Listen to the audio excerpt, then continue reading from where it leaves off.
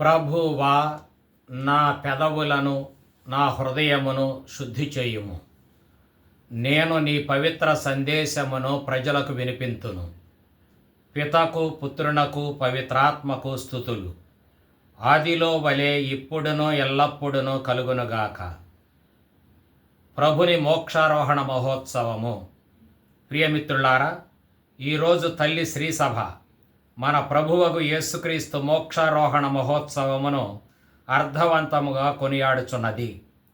ఈ మహోత్సవము క్రీస్తు ప్రభుని ఉత్థాన పరమరహస్యమును పరిపూర్తి చేయుచున్నది.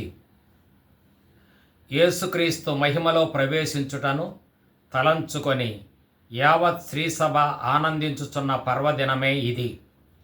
ప్రభువు మోక్షారోహణమైనంత మాత్రాన ఆయన మనలను విడిచిపెట్టి మనకు అందని లోకానికి ఆయన చేరుకొన్నాడని మనం భావించకూడదు. ఆయన సర్వదా మనతోనే ఉంటాడు. ప్రభువు సొంత మాటల్లోనే చెప్పాలంటే, లోకాంతము వరకు సర్వదా నేను మీతో పాటే ఉందును అని ఆయన అభయమొసగాడు. మత్తయి 28:20. అనగా ఉత్థాన క్రీస్తు మోక్షారోహణమైన అనంతరం ఆయన ఈ లోకములోనే మనతో పాటే మన మధ్యనే వసించటం మన తెలివితేటలకు అందని విషయం. ఇది దేవ పరమరహస్యం. అయినప్పటికీ ఆయన మనతో పాటే ఉండటం అనేది వాస్తవం. ఎందుకంటే ఆయన ఉనికి మనం చూడగలిగిన రీతిగా, స్పర్శించగలిగిన రీతిగా, అద్భుత క్రియల ద్వారా, శక్తివంతమైన తన సాన్నిధ్యము ద్వారా మనకు అనుభవానికి వస్తాడు. ఈ కారణంతోనే మోక్షారోహణ సమయంలో క్రీస్తు తన 11 శిష్యులను ఉద్దేశించి వారితో, ఇహపరములందు నాకు సర్వాధికారము ఇయ్యబడినది కనుక మీరు వెళ్ళుడు, జగమంతా తిరుగుడు, సకల జాతి జనులకు జ్ఞానస్నానము ఇవ్వుడు, అందరినీ నా శిష్యులను చేయుడు, నేను మీకు ఆజ్ఞాపించినదంతయు వారు ఆచరింపబోధింపుడు, నేను సర్వదా మీతోనే ఉందును అని ఆదేశించాడు. మత్తయి 28:18-20 వరకు. ఈరోజు మొదటి పఠనం అపోస్తలుల కార్యాలు గ్రంథము నుండి గ్రహింపబడినది. అధ్యాయం 1, వచనాలు 1-11 వరకు. అక్కడ లోక క్రీస్తు మోక్షారోహణాన్ని కన్నులకు కట్టినట్లు వర్ణించాడు. అపోస్తలులు చూస్తుండగానే ఆయన పరలోకమునకు ఆరోహణమైపోయాడు. ఈ సత్యం నూతన వేదములో అనేక తావుల్లో ప్రస్తావించబడటం గమనార్హం. మన మతం యొక్క గొప్ప పరమరహస్యము ఇది. క్రీస్తు మానవ రూపమున ప్రత్యక్షమై ఆత్మచే సవ్యుడని ప్రదర్శింపబడి దేవదూతలచే చూడబడెను. ఆయన అన్యజాతులలో ప్రకటింపబడి ప్రపంచములో విశ్వసింపబడి దేవుని మహామహిమతో కొనిపోబడెను అని పౌలు తిమోతికి వ్రాసిన మొదటి లేఖలో పేర్కొన్నాడు. 3:16. క్రీస్తు పరలోకమున చేరి దేవుని కుడి ప్రక్కన ఆసీనుడై ఉన్నాడు. ఆయన దేవదూతలను, అధికారులను, శక్తులను పరిపాలించుచున్నాడు అని పేతురుగారు మొదటి లేఖలో వ్రాశాడు. 3:22. క్రీస్తు అత్యున్నత స్థానమునకు ఎక్కి వెళ్ళినప్పుడు చాలామంది బందీలను వెంట తీసుకొని పోయెను, మనుజులకు వరములను వసగెను అని పవిత్ర గ్రంథము పలుకుచున్నది. అయినచో ఎక్కి వెళ్ళినప్పుడు అనగా ఏమి? ఆయన మొదట దిగివచ్చిననియే గదా, అనగా భూలోకపు లోతులకు ఆయన చేరుకొనిననియే గదా తాత్పర్యము. కనుక లోకమునంతను తన ఉనికిచే నింపుటకు ఆకాశము కంటెను అత్యున్నతమైన స్థితిని చేరిన క్రీస్తే క్రిందికి దిగివచ్చిన ప్రభువు. మానవులకు వరములను ఇచ్చినది ఆయనే అని పౌలు ఎఫెసు సంఘ ప్రజలకు వ్రాశాడు. ఈ రీతిగా సమస్త విశ్వరాజ్య విభుడు మోక్షారోహణమైన క్రీస్తేనని ప్రకటించాడు పౌలు. ఎఫెసీలకు వ్రాసిన లేఖ 4:8-10 వరకు. యోహాను సువార్తకారుడు కూడా యేసుక్రీస్తు తండ్రి యొద్దకు ఆరోహణం చేయవలసి ఉన్నదని వ్రాశాడు. యేసు మగ్దలా మరియమ్మతో, నన్ను తాకవద్దు, నేను ఇంకనూ తండ్రి యొద్దకు ఆరోహణమై పోలేదు. నీవు వెళ్ళి నా సహోదరులతో ఇట్లు చెప్పుము, నేను నా తండ్రియు మీ తండ్రియు, నా దేవుడును మీ దేవుడును అయిన వాని యొద్దకు ఆరోహణమై పోవుచున్నాను అని చెప్పాడు. యోహాను 20:17. లూకా సువార్తలో కూడా ఇట్లు ఉన్నది. క్రీస్తు తన శిష్యులను బెతనియాకు తోడ్కొని పోయి ఆశీర్వదించుచుండగా పరలోకమునకు గొంపోబడెను అని. లూకా 24:51. ఈ వాక్యాలన్నీ యేసుక్రీస్తు పునరుత్థానం మీద మనకు ఉన్న విశ్వాసాన్ని బలపరుస్తూ ఉన్నాయి. క్రీస్తు మోక్షారోహణం చేసిన తీరును చారిత్రకంగా వర్ణించటం సాధ్యపడదు. కానీ ఆయన తన ఉత్థానం ద్వారా మోక్ష మహిమలో ప్రవేశించటం, విశ్వరాజ్యం అంతటిపై సర్వాధికారి అయ్యాడు అనటం వాస్తవం. ఈ వేదాంశాన్ని ఈ సన్నివేశం ద్వారా అపోస్తలులు, సువార్తకారులు బలపరచి మనకు వినిపిస్తూ ఉన్నారు. కావున నేటి ప్రథమ పఠనం ద్వారా మనం గ్రహించవలసిన వేదాంశం ఇది. మోక్షారోహణం అనేది పవిత్రాత్మ అపోస్తలులపైకి దిగి రావటానికి నాంది ప్రస్తావనగా ఉంది. క్రీస్తు శిష్యులను పవిత్రాత్మ రాకడ కొరకు ఈ సన్నివేశం సంసిద్ధపరుస్తుంది. పవిత్రాత్మను వరంగా పొంది అపోస్తలులు వేదబోధనమనడు ప్రేషిత ధర్మాన్ని చేపడతారు. వేద ప్రచారంలో క్రీస్తు ప్రభువునకు వారసులు ఈ అపోస్తలులే. మానవ రక్షణోద్యమములో ప్రభువు ఏర్పరచుకొనిన కార్యకర్తలు వీరే. యేసు ప్రభు భూమిపై ఉండగా 12 అపోస్తలులను ఎన్నుకొన్నాడు. వారికి వేద సత్యాలను బోధించాడు. వారికి తర్ఫీదునిచ్చి తదనంతరం వారు చేపట్టవలసిన ప్రేషిత సేవకు వారిని తయారు చేశాడు. ఆ పిమ్మట వారిని గూర్చి ఈ ప్రకటనం చేశాడు. యెరూషలేము మొదలుకొని సకల జాతులకు ఆయన పేరిట హృదయ పరివర్తనము, పాప క్షమాపణము ప్రకటింపబడుననియు వ్రాయబడి ఉన్నది. వీనికి అన్నిటికీ మీరే సాక్షులు. ఇదిగో నా తండ్రి చేసిన వాగ్దానమును మీకు అనుగ్రహించుచున్నాను. కానీ మీరు పైనుండి శక్తిని పొందు వరకు యెరూషలేము నగరముననే ఉండుడు అని క్రీస్తు తెలియజేశాడు. తన సాక్షులకు ఉండవలసిన ప్రముఖమైన 2 అంశాలను గూర్చి క్రీస్తు తెలియజేశాడు. 1, యేసు వారికి తాను జీవించియే ఉన్నాడని తెలియజేశాడు. ఉత్థానమైన తరువాత తాను స్వయముగా వారికి కనిపించాడు. తాను సజీవుడనని వారికి పలు విధములుగా రుజువుపరచుకొన్నాడు. వారితో కలిసి భుజించాడు కూడా. ఈ కారణం చేతనే యోధా ఇస్కారియోతునకు బదులుగా 12వ వానిని ఎన్నుకొనవలసి వచ్చినప్పుడు అపోస్తలులు అతనిలో వెదకిన సామర్థ్యము లేదా అర్హత లక్షణం ఏమిటి? అది ఇది: అతడు యోహాను బప్తిస్మం ఇచ్చిన సంఘటన మొదలుకొని యేసు ప్రభువు పరలోకమునకు గొంపోబడిన దినము వరకును ఆయన మన మధ్య సంచరించిన కాలంలో మనతో ఉన్నవాడై ఉండవలయును అని నిశ్చయించారు. అపోస్తలుల కార్యాలు 1:22. కావున క్రీస్తు సాక్షికి క్రీస్తును గూర్చి పరిపూర్ణ జ్ఞానము కలిగి ఉండాలి. ఇది మొదటి లక్షణం లేక అర్హత. ఇక 2వ అంశం ఇది: క్రీస్తు సాక్షి ఉత్థాన క్రీస్తును గూర్చి అనుభవపూర్వకంగా అన్ని విషయాలను ప్రజలకు తెలియజేయాలి. అతడు క్రీస్తు రాజ్యమును ప్రకటించాలి. అందుకు అతనికి పవిత్రాత్మ తోడ్పాటు అవసరము. కనుక అతడు పవిత్రాత్మను పొందినవాడై ఉండాలి. ఈ పవిత్రాత్మనే క్రీస్తు పరలోకపిత వాగ్దానము చేసిన వరము అని ప్రకటించాడు. ఆయననే పైనుండి వారు పొందవలసిన శక్తి అని కూడా ప్రభువు వివరించాడు. లూకా 24:49. ఈ విధముగా క్రీస్తు సాక్షులు పవిత్రాత్మతో నిమజ్జనం చేయబడతారు. యోహాను నీటితో బప్తిస్మం ఇచ్చెను, కానీ మీరు పవిత్రాత్మతో జ్ఞానస్నానము పొందుదురు అని దేవుడు చెప్పిన అంశము నాకు జ్ఞప్తికి వచ్చెను అని పేతురు చెప్పినది దీనిని గూర్చియే. అపోస్తలుల కార్యాలు 11:16. అయితే ఈ పవిత్రాత్మ క్రొమ్మరింపు యెరూషలేము నగరములో జరుగుతుంది. అక్కడే క్రీస్తు శిలువపై మానవ రక్షణ కొరకు మృతి చెందాడు. లూకా 9:31. ఈ నగరము నుండే రక్షణ సందేశం వాడవాడలకు వ్యాపించాలి. అది భూదిగంతములకు విస్తరించాలి.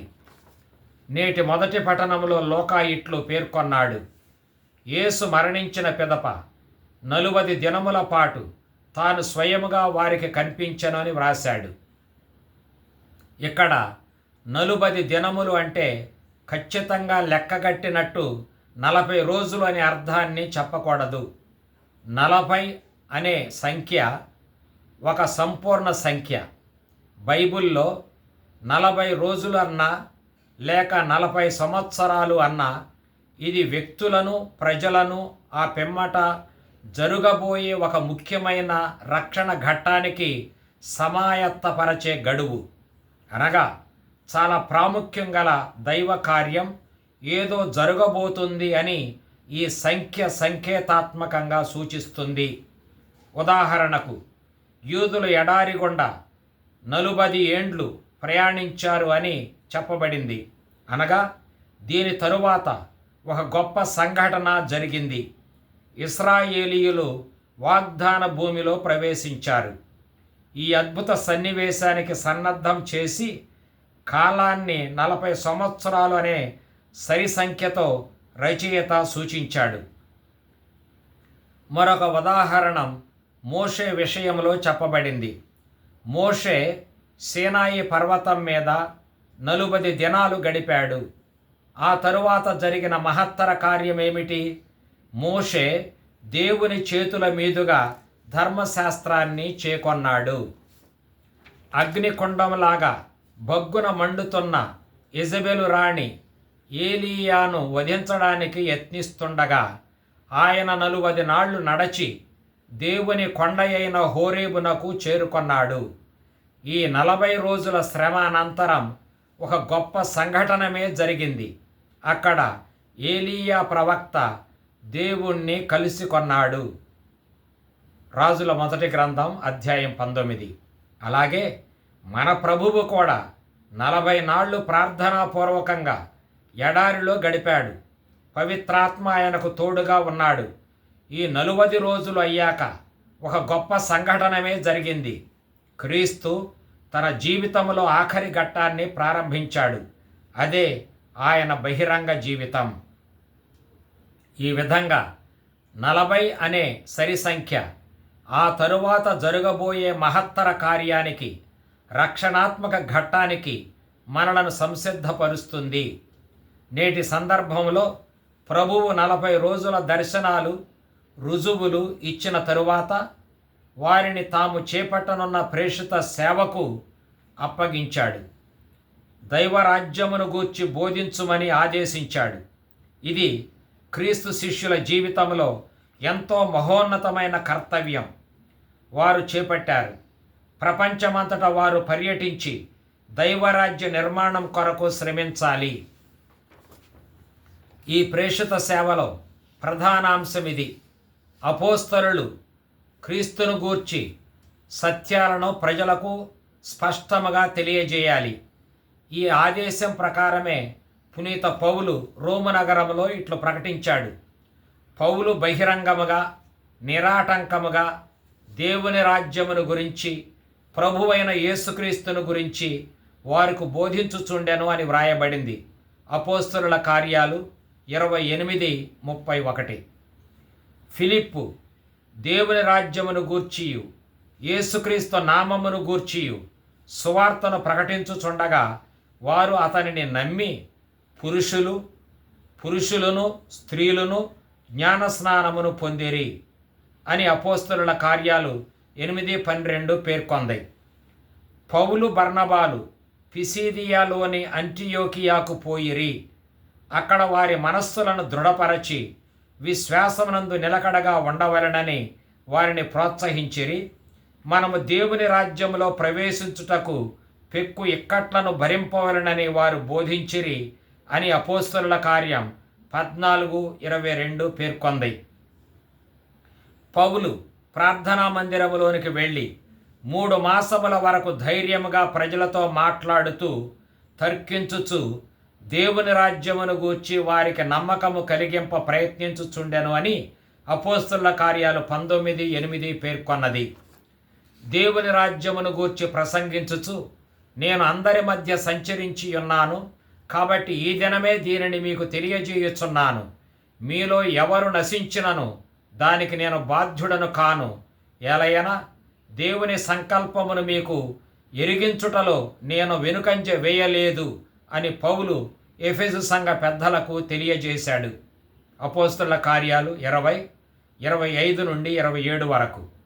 రోము నగరంలో పౌలుతో మాట్లాడుటకై వారు ఒక దినమును నిర్ణయించి వారిలో చాలామంది ఆ దినమున పౌలు నివసించుచున్న ఇంటికి వచ్చిరి.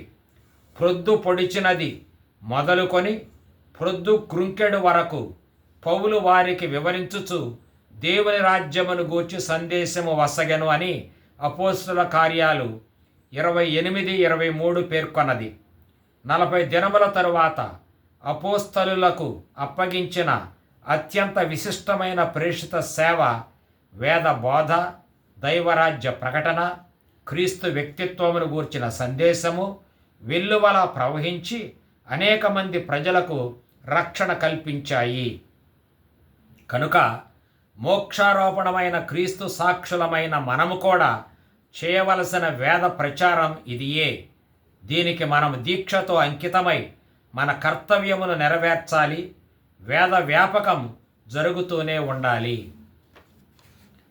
గలిలీయులారా, మీరు ఎందుకు ఇంకను ఇక్కడ నిలచి ఆకాశము వైపు చూచుచున్నారు అని తెల్లని దుస్తులు ధరించిన 2 దేవుని దూతలు అపోస్తలులను మేల్కొలిపి వారి కర్తవ్యమును గూర్చి అప్రమత్తం చేశారు. దూతలు వేసిన ప్రశ్నలో గూఢార్థం ఉన్నది. మోక్షం అనేది యెరూషలేము మీద కానీ ఆకాశ మండలములో కానీ ఉండదు. దాని కొరకు ఆకాశము వైపు తేరిపారజూచి ప్రయోజనము లేదు. మోక్షం అనేది ఒక స్థలము కాదు, కానీ అది దేవునితో మనకు ఉన్న సంబంధము. అది ఆనందదాయకమైన ఒక స్థితి. ఆ విధంగా దేవుడు విశ్వమంతటా ఉన్నాడు, సర్వాంతర్యామిగా ఉన్నాడు. కావున క్రీస్తు తండ్రిని చేరటం కొరకు ఎక్కడికో ప్రయాణం చేసి వెళ్ళవలసిన పని లేదు. నేను తండ్రి యందును తండ్రి నా యందును ఉన్నామని క్రీస్తు తెలియజేయలేదా? ఆ మాటలు చెప్పినప్పుడు ఆయన ఈ భూమి మీదనే ఉన్నాడు కదా. ఇదంతా పాస్క పరమ రహస్యం. ఈ పాస్క పరమ రహస్యములో అన్యోన్య సంబంధం గల 4 అంతర్భాగాలు ఉన్నాయి. 1 క్రీస్తు శ్రమలు, ఆయన మరణం. 2 క్రీస్తు ఉత్థానం. 3 క్రీస్తు మోక్షారోహణం. 4 పవిత్రాత్మను పంపటం. ఇవి 4 ఒకే పరమరహస్యం. సిలువ వేయబడిన క్రీస్తు సజీవముగా ఉన్నాడని ఉత్థానం చెబుతుంది. మోక్షారోపణమేమో సజీవంగా ఉన్న ఉత్థాన క్రీస్తు తన మహిమలో ప్రవేశించాడు అని ప్రకటిస్తుంది. తండ్రితో సరిసమానమైన మహిమను క్రీస్తు కలిగి ఉన్నాడని వెల్లడిస్తుంది. ఈ సత్యాలన్నిటిని రుజువు చేసి వాటి మీద ఆమోద ముద్ర వేసేది పవిత్రాత్మ ప్రభువే. నేటి 2వ పఠనం ఎఫెసీయులకు రాసిన లేఖ 1వ అధ్యాయం నుండి 17-23 వచనం వరకు సేకరించబడింది. ఎఫెసీయులకు రాసిన లేఖలో పౌలు క్రీస్తును మృత్యువు నుండి లేవనెత్తి పరలోకమున తన కుడి ప్రక్కన కూర్చుండబెట్టుకొనినప్పుడు ఆయన ఉపయోగించిన మహాశక్తియే అది.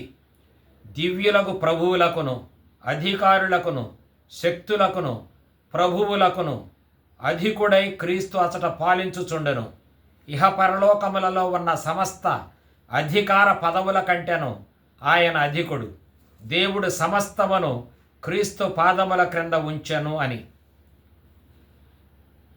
క్రీస్తు మోక్షారోహణమునకు నిర్వచనమే ఇది. యేసుక్రీస్తు అజేయుడైన విజయుడు.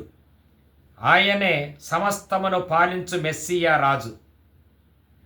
సృష్టి అంతటిపై సర్వాధికారిగా మహిమతో రాజ్యపాలనము చేయుచున్న రేడు ఈయనే. యేసుక్రీస్తు 40 రోజులు ఆయన అపోస్తలులకు తర్ఫీదునిస్తూ దైవరాజ్యము లేక దైవ పరిపాలనం గురించి వారికి ప్రబోధించాడు. కానీ శిష్యులు ఇంకా లౌకిక రాజ్య పాలనం గురించే యోచిస్తూ ఉన్నారు. క్రీస్తును గూర్చి సరి అయిన అవగాహన లేని వ్యక్తులుగా వారు ప్రవర్తించారు. అందువలన క్రీస్తు వారి అపార్థాన్ని తొలగించాడు. వారిని క్రొత్తగా ఆదేశిస్తూ లౌకిక రాజ్య స్థాపనాన్ని ప్రక్కన పెట్టి ప్రపంచమంతటా దైవరాజ్య నిర్మాణం గూర్చి దైవపాలనం గూర్చి శ్రమించువని క్రీస్తు తన శిష్యులను ఆదేశించి ప్రపంచమంతటా తన ప్రేషిత సేవను కొనసాగించుమని వారిని పంపించాడు. పైకి తేరిపార చూడటం మానుకొని యెరూషలేమునకు పొమ్మని దేవదూతలు అపోస్తలులను హెచ్చరించారు. మోక్షారోహణమైన ఉత్థాన క్రీస్తును వారు సందర్శించాలని అనుకుంటే వారు తిరిగి యెరూషలేమునకు వెళ్ళాలి. అక్కడ ఉత్థాన ప్రభువుని పవిత్రాత్మ వారిపైకి వేంచేస్తాడు. ఉత్థాన ప్రభువు శక్తితో వారు నింపబడతారు. మోక్షారోపణం చేయుచున్న క్రీస్తు తన శిష్యులతో చెప్పిన విషయం కూడా ఇదే. ఆయన వారితో, పవిత్రాత్మ మీపైకి వచ్చునప్పుడు మీరు శక్తిని పొందుదురు. కనుక మీరు యెరూషలేములోను యూదియా సమరియా సీమలయందు అంతటను భూదిగంతముల వరకును నాకు సాక్షులై ఉందురు అని దీవించాడు. అపోస్తలుల కార్యాలు 1:8. ఇక నుండి ప్రేమ, ఆనందము, శాంతి, సహనము, దయ, మంచితనము, విశ్వసనీయత, సాత్వికత, నిగ్రహము ఎక్కడ ఉంటే అక్కడే పవిత్రాత్మ ఉన్నట్లు శిష్యులు కానీ మనము కానీ గుర్తింపవచ్చును. కావున నేటి మాట ఇది: మోక్షారోహణమైన ఉత్థాన క్రీస్తే ఇహపరములను పాలించు సర్వాధిపతి. ఈనాడు ఈ ధ్యానములో పాల్గొని దైవవాక్కును జీర్ణించుకొనిన విశ్వాసులందరూ లోకరక్షకుడైన క్రీస్తు దీవించి కాపాడునుగాక. పిత, పుత్ర, పవిత్రాత్మ నామమున ఆమేన్.